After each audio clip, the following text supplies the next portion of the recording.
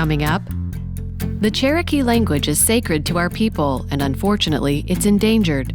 Learn about a special book created to recognize our first language speakers, but having a bigger impact than ever imagined. Each one of those signatures represents the resiliency and the strength of who we are as Cherokee people. Plus, natives just always want to make you feel at home. And so I think that's probably one of the easiest, quickest ways for us to do it. It's just to make whoever we see laugh. Join in on the laughter as Zebadiah Nofire expresses his Cherokee heritage through comedy. And experience an inspiring and illuminating Cherokee tradition as Whitney Roach shares her passion and talent for storytelling. A lot of our stories are examples of why animals look the way they do today. And growing up as a little kid, I just think that was the coolest thing. Plus, while Sequoyah's work is well known, what do we know about the man behind it? He's probably the most famous person in American history about whom so little is known. The Cherokees. A thriving American Indian tribe. Our history. Our culture. Our people. Our future. The principles of a historic nation. Sewn into the fabric of a modern world. Hundreds of thousands strong. Learning. Growing. Succeeding. And steadfast. In the past, we have persevered through struggle. But the future is ours to write. Osiyo. Osiyo. Osiyo. These are the voices of the Cherokee people.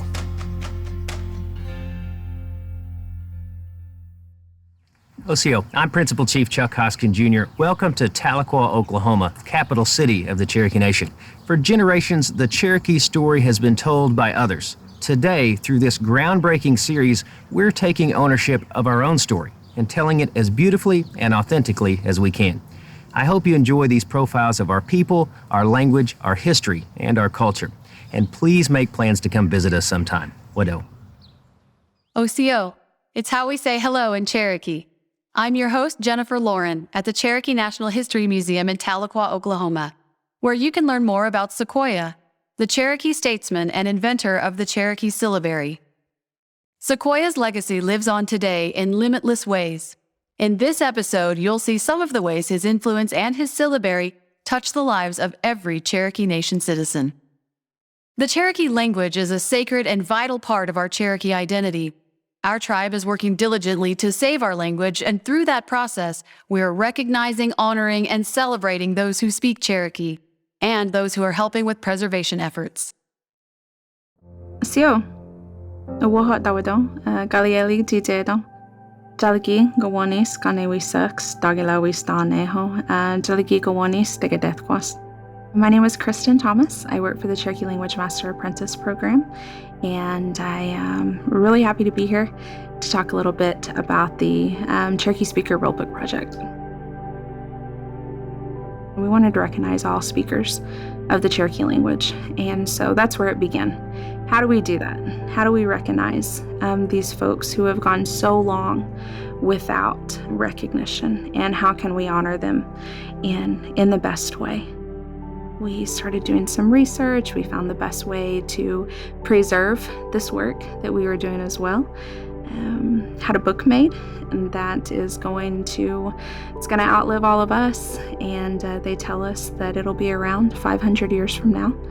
And so we're really happy to have that with us and to pass along to the next generation of language warriors to see who was here and who helped us get to where we are. And so having that roll book was really important to us, but we also wanted for us to keep, but we also wanted to have something to give to. So some artists got together and created a medallion to honor each Cherokee speaker with. And I see them sometimes wearing them just like their Sunday best, and it warms my heart to see speakers have something and that is special to them. It's a very small token, but it represents the affection and the appreciation that we have for all that they've given to us as second language learners. Once we had the rule book in hand, we had our medallions in hand, we wanted to get right into the communities and to be able to meet some speakers that we had never met before, and again, to shake their hand. And so we were really excited. And the first place we started was in Bellefonte. We hosted a speakers gathering. That's what we were calling them in the early days. We were there to honor them and to recognize them and to preserve something on their behalf for their families, for their grandchildren.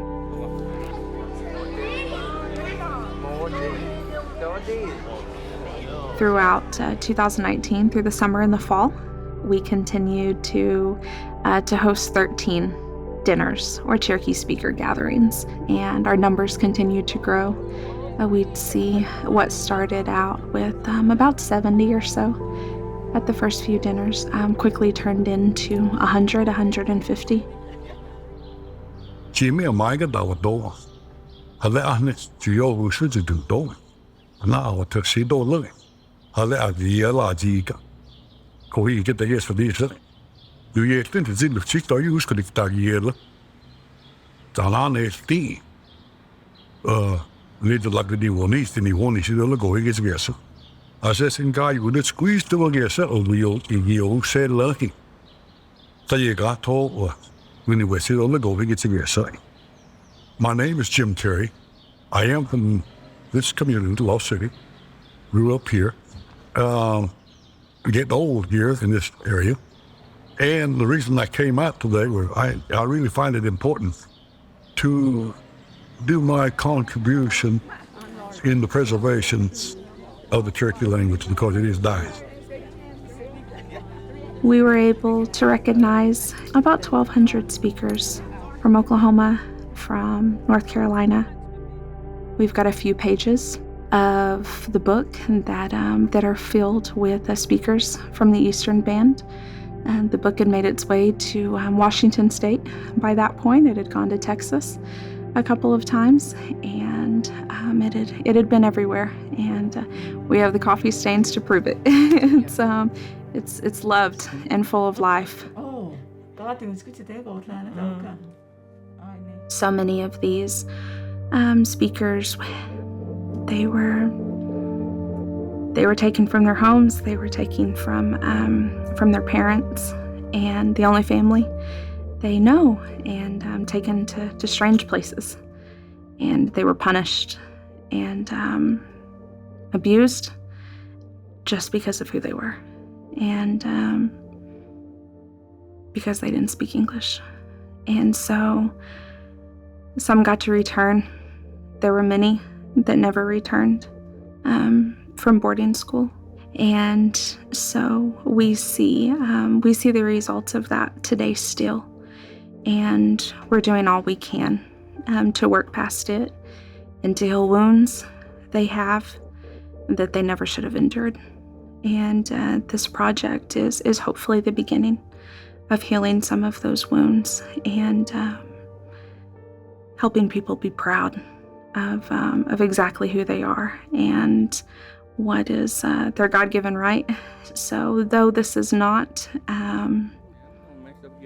our wrong to right, these are our elders, and these are our speakers, this is our family, and we want to show them in every way that we can just how precious they are and how thankful we are to be able to share life with them.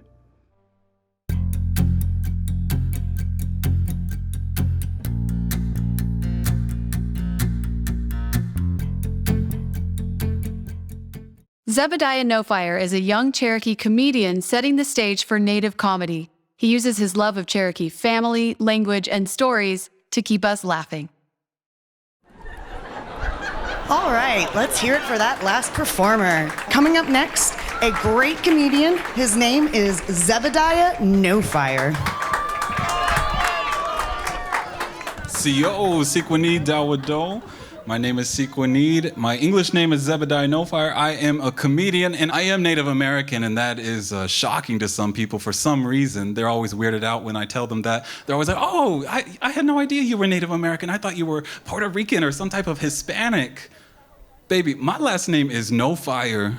How much more of an indigenous name could I have? What could I possibly change that to make it sound more native? Zebadiah Corn Planter? I was a super quiet kid and never really blossomed in a social setting. If I wanted to make friends, I didn't know how to talk about shoes or football games, but I knew how to make them laugh. The humor is always what got the door open for me. So when I was 12, my father was killed, and I don't know, a lot of people react differently to grief. Everybody grieves differently, and for whatever reason, I just completely shut down. Everybody described me at that time as just mute. I know that I was that way for about 3 or 4 years, and then just all of a sudden when I was 13, the talent show.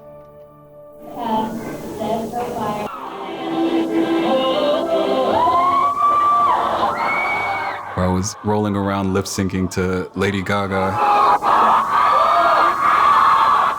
And once I saw that whole crowd was laughing, I thought, okay, I have something, but I didn't know if it was just that. And so I then began experimenting. But growing up in Sallisaw, there wasn't a lot of opportunities, open mics or anything like that. So I would just do anything. You got 5 people, I got 10 minutes. And so when I began doing open mics and stand-up, people were like, you're really funny, but in this day and age, you need to start doing something on social media, YouTube. And so I just began experimenting. We love the Lord in this house, love the Lord in this house. Everything that I write about in my comedy is just true, straight out of my life. To me, comedy is like a religious experience in that good preaching will make you say, amen, hallelujah. And I think good comedy should make you say, oh my God, yes. It is weird watching the people who raised you get older, and I can tell it's weird for them too, because my grandmother, she just refuses to accept that I'm now a young man. She still thinks that I'm a growing boy who needs 5 meals a day. Every time I see this woman, she's trying to feed me. She's unstoppable. Oh my gosh. I've been working intensely with the Cherokee language for the past 2 years now, and I've learned a lot of different words and phrases from her. She's a fluent speaker. For instance, I've learned that if I use the phrase for, no, I've already eaten, so I'm not that hungry, she will respond by still cooking. She's unstoppable. The woman won't stop. The first time that I saw you singing and performing,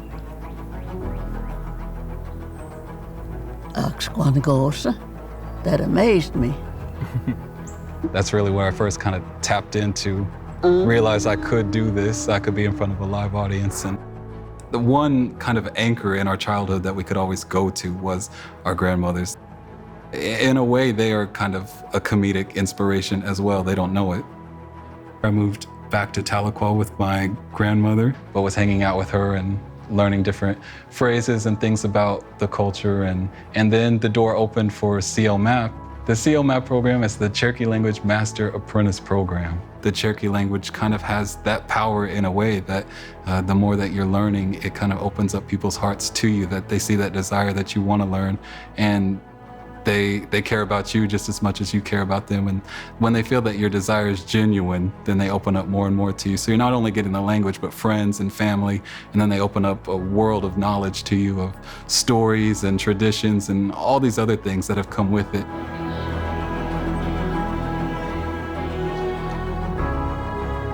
My brother came up to me after the first show and he said, we lost Dad last year and it's been rough. And I think if he was alive to see you perform, that would have been what killed him. Laughter for Native Americans is a survival tactic. But at the same time, I don't think that it's just a survival thing. I think it's a very family thing. Natives just always want to make you feel at home. And so I think that's probably one of the easiest, quickest ways for us to do it. It's just to make whoever we see laugh. We're just all that way. Yeah, in Cherokee language, yeah. Yeah, anywhere Cherokee people are gathered, it seems like we're laughing about something. Yeah, they'll make a joke out of something. Anything. Yeah. People always ask things like, which historical figure do you think caused the most harm to Native Americans? And there's always the usual Andrew Jackson or Christopher Columbus. My response is usually, Lil Debbie.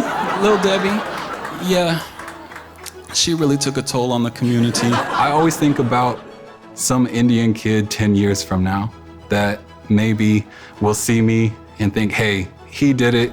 There's no boundaries with us. We can't do anything. We don't have to be in this box that some people say, this is what Native life looks like, this is what Native comedy is, it has to just be about this. I hope to just expand it. I'm Zebadiah. Thank you. Good night.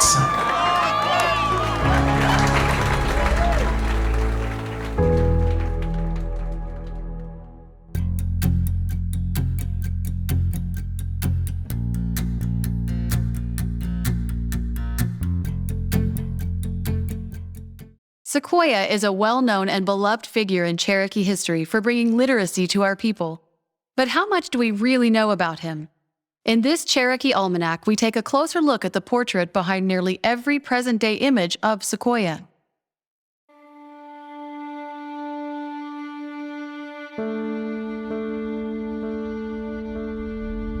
Sequoyah was the only person in 5,000 years of recorded history to single-handedly develop a written language without first being literate in another language.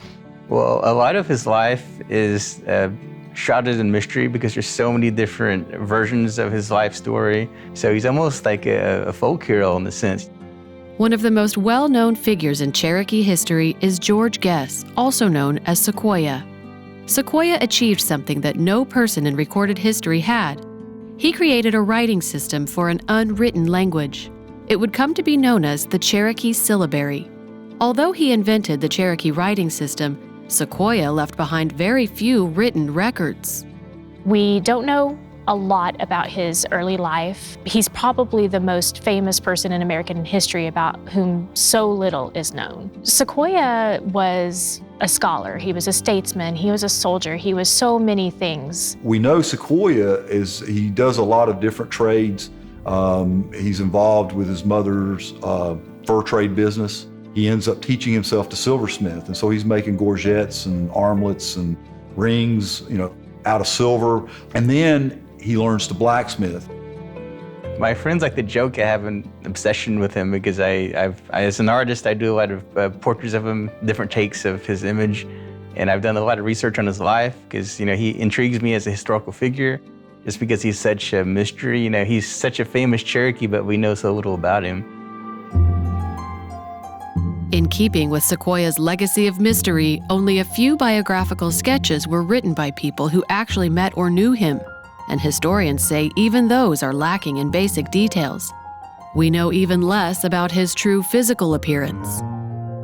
Well, the most famous image of him is this portrait where he's holding the tablet up and he's pointing to the writing system on there, and he's wearing the turban with the hunting jacket and the pipe.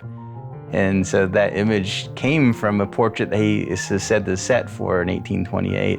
During a trip to Washington, D.C. in 1828, Sequoyah sat for the noted portrait painter Charles Bird King at the invitation of Thomas McKenney. Sequoyah is part of a delegation of Cherokees that went to D.C. again in 1828. And so in this time, there was a project going on that the idea was to capture these indigenous leaders and people of the time, because people at large kind of thought, well, this is a vanishing race of people. They thought the natives were dying out, so they wanted to capture what they looked like and who they were. Along with Sequoyah, McKenney commissioned portraits of leaders from approximately 20 tribal nations to be painted by King and other artists. I believe 139 portraits were completed by Charles Bird King, Sequoyah's portrait being among them, but he also completed paintings of David Van, Spring Frog, John Ross, Major Ridge, other prominent Cherokee leaders of the time. Many historians believe that this is the only portrait that Sequoyah sat for during his life, and therefore this is likely the most accurate depiction of what Sequoyah truly looked like in real life. Thomas McKenney started commissioning artists to make copies of the original portraits that Charles Bird King did. So Henry Inman was one of the artists that did this, and he made a copy of the original portrait by Charles Bird King, which in turn, that copy was made into a lithograph for the book publication that would become the History of the North American Indians. The King portrait of Sequoyah became part of the Smithsonian collection. The Smithsonian itself in 1965 caught on fire. So that portrait, along with a lot of the other Charles Bird King originals, were lost. And so the portrait that's in the National Portrait Gallery now of Sequoyah is the Henry Inman copy. The surviving Henry Inman copy of the original painting really served as the basis for all future depictions of Sequoyah as we know him. My personal belief is that is the closest likeness to Sequoyah that exists. While Sequoyah's true appearance may continue to be debated, his deep legacy is not in doubt. Thanks to Sequoyah, the thoughts and records of our ancestors still exist 200 years later. I think, Sequoyah is a good example of, this perseverance. Cherokees, like any people, we have, our intellectual pursuits and things, and I think he wanted to record all that and wanted a way for our own people to do it in their own language. The syllabary is one thing that unites everybody. So when people see that, they say, that's Cherokee, we all identify with that. And I think with Sequoyah being the inventor, everyone kind of gives him a special place of honor, for that. Today, the Inman duplicate of Sequoyah's portrait is exhibited in museums across the nation. Jalaki Idewonihi. Let's talk Cherokee. Hi, Sanas. What are you doing? Osiyo Warrior. Jalaki Idewoni's guesty. Hawa. Osta. Sanas. Kadoha dane. Jalaki. Gawele. Jalaki. Tino huelaga.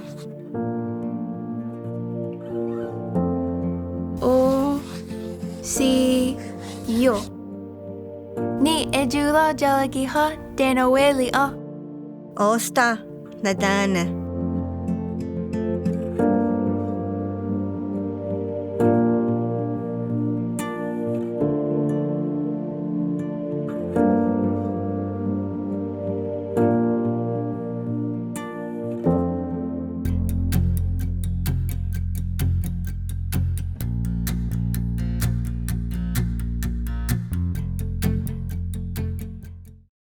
Whitney Roach is a Cherokee storyteller, a former Miss Cherokee, and an emerging young leader. She shares with us her favorite Cherokee story about the water spider and how it brought the first fire. Cherokee stories to me are really important because that's our culture, and our language is so specific to us, and it's something we hold dear to our hearts. We are Cherokee and we are proud of that, and we have to be proud of what stories we're told, and that's our truth.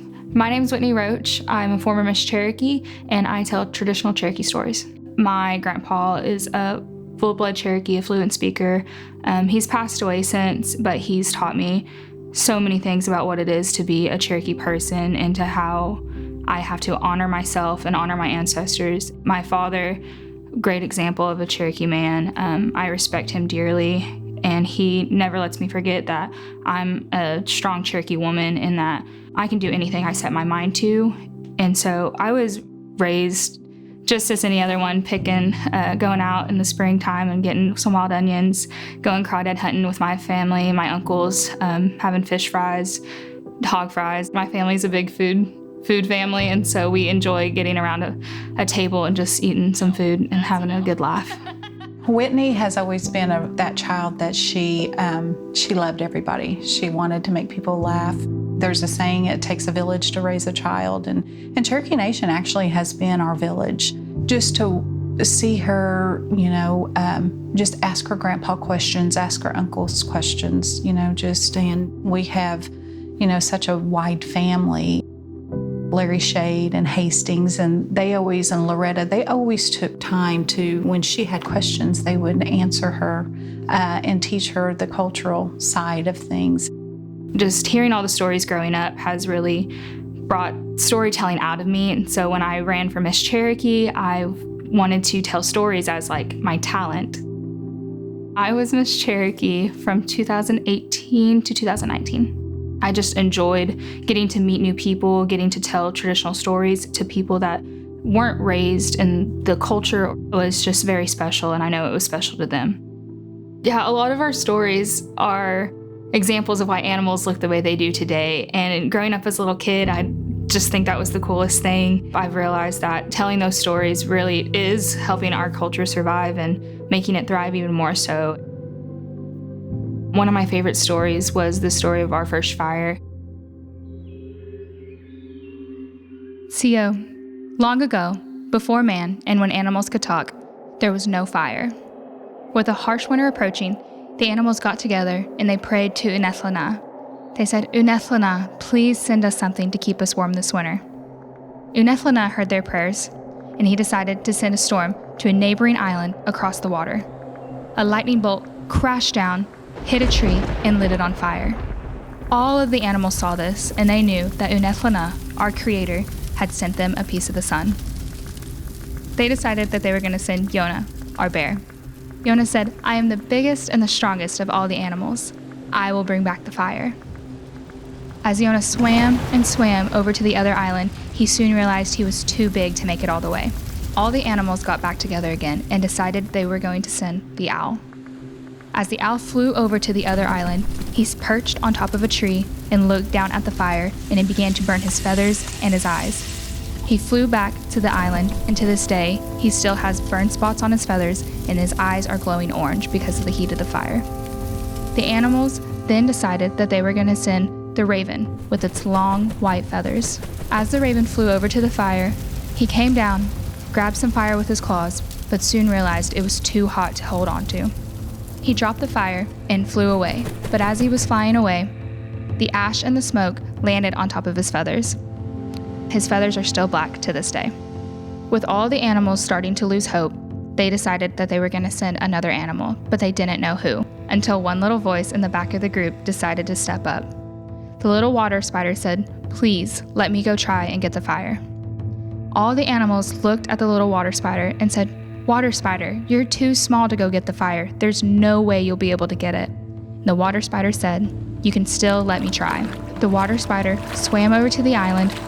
He saw a small ember pop off from the fire, grabbed some mud from the island, made it into a small clay pot, and scooped the ember and placed it on his back. He presented the ember to the animals and started to blow and blow on the ember. The animals began to grab sticks and twigs, and they also placed them on the fire, and it grew bigger and bigger. And that is where we have our fire today. The moral of the story is that we should never look down on someone that is smaller than us, because even the smallest people can still do the greatest things for our people. Wada. To be Cherokee is a wonderful thing. It's who I am, and I'm surrounded by so many strong Cherokee people that I can't not be proud that I'm Cherokee. So being Cherokee to me means a lot more than anything else in my life. I hope to impact my community by being able to share with them the culture I was raised in and just give them a little piece of my way of living and my family's way of living. I want to start that fire within them to dig into their language and to dig into their culture, to find who they are and to find who their ancestors are and why they should be proud that they are Cherokee people.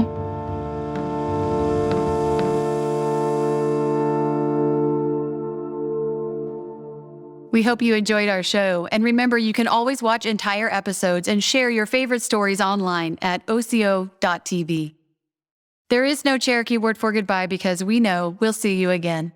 We say, Dodadago Ha'i. Wado.